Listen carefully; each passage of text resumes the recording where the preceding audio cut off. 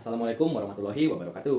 Di sini kami dari kelompok 3 akan mempresentasikan aplikasi yang bernama Monitoring Aktivitas Masuk Keluar Ruangan dalam Lingkungan Kerja. Selanjutnya, saya akan memperkenalkan nama-nama dari anggota kelompok 3, yaitu ada Dilan Pradis Raishoni sebagai presentasi dan pembuat PPT, kemudian ada MT Adi Salam sebagai ketua dengan job desk membuat coding serta PPT, kemudian ada Faiz Fauzan dengan job desk laprak dan coding. Selanjutnya, tujuan kami dalam membuat aplikasi ini secara garis besar agar mahasiswa memperoleh pengalaman langsung dalam mengembangkan aplikasi desktop berbasis Java yang terintegrasi dengan basis data dan protokol komunikasi, sehingga dapat meningkatkan pemahaman terhadap konsep pemrograman terapan. Selanjutnya juga ada target dalam pembuatan aplikasi, yaitu aplikasi ini ditunjukkan untuk digunakan di lingkungan kerja seperti kantor, laboratorium, dan ruangan khusus institusi pendidikan maupun industri yang membutuhkan pengawasan aktivitas. Dengan memanfaatkan teknologi komunikasi real time dan penyimpanan data, aplikasi ini juga bertujuan untuk meningkatkan keamanan dan keteraturan mobilitas pegawai, mempermudah pencatatan dan rekapitulasi aktivitas masuk dan keluar, memberikan akses data aktivitas yang terstruktur dan mudah dianalisis oleh manajemen atau pihak pengaman. Selanjutnya di sini ada fitur-fitur dalam penggunaan aplikasi ini, yaitu yang pertama ada pencatatan waktu masuk dan keluar, yaitu sebagai sistem pencatat waktu setiap kali pengguna melakukan aktivitas masuk atau keluar ruangan yang diinput secara manual. Yang kedua ada autentikasi pengguna, yaitu setiap pengguna harus mengisi data menggunakan identitas unik yang telah terdaftar agar aktivitasnya tercatat dan terhubung dengan database. Yang ketiga ada antarmuka berbasis Java menggunakan Java Swing untuk memberikan tampilan antarmuka yang sederhana, fungsional, dan ramah pengguna. Dan keempat ada integrasi database MyPHP admin dan data aktivitas disimpan secara terstruktur ke dalam basis data MySQL, memungkinkan pengambilan, pencairan, dan analisis data secara efisien. Yang kelima ada komunikasi real time dengan XMPP menggunakan protokol XMPP untuk pengiriman data antara klien dan server secara instan, sehingga update aktivitas dapat dipantau secara langsung. Yang terakhir ada riwayat aktivitas, yaitu admin dapat melihat riwayat aktivitas masuk dan keluar dalam format yang mudah dibaca dan dicetak.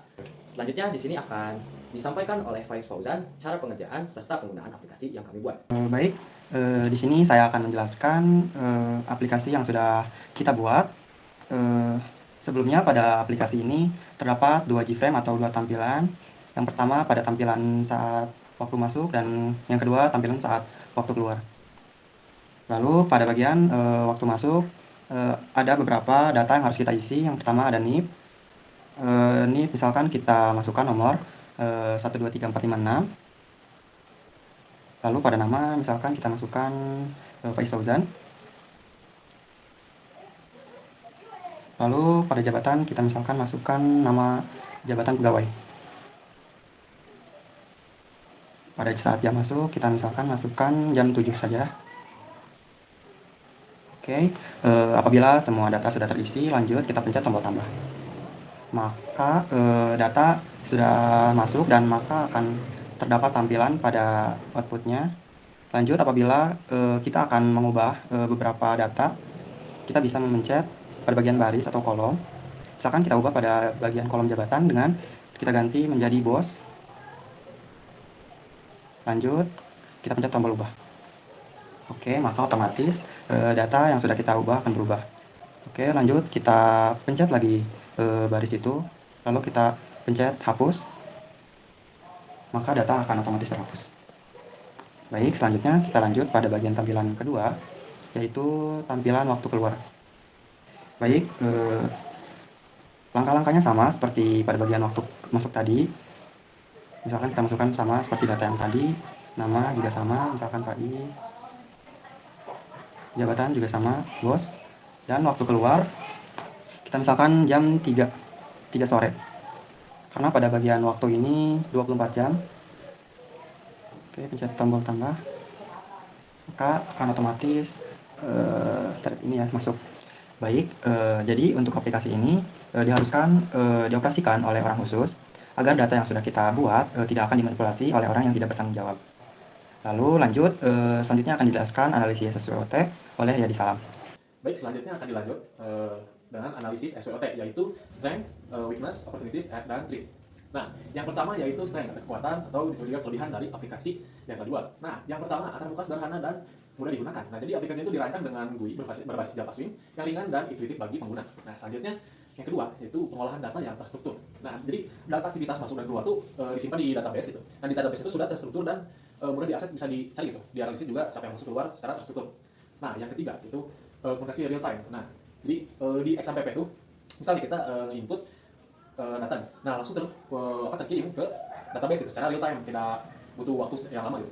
Nah, yang keempat yaitu aplikasi itu fleksibel dan bisa dikembangkan lebih lanjut gitu. Nah, secara singkatnya aplikasi itu bisa ya dihubungkan dengan IoT atau apa gitu.